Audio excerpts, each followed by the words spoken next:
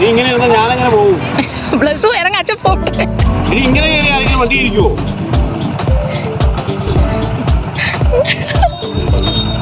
നീ തന്നെ ഇരിക്കുവാ?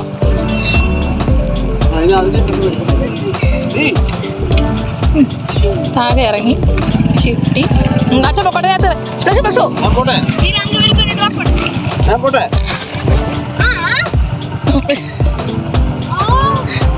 രണ്ടും കയറി പിടിച്ചിരുന്നാണേ.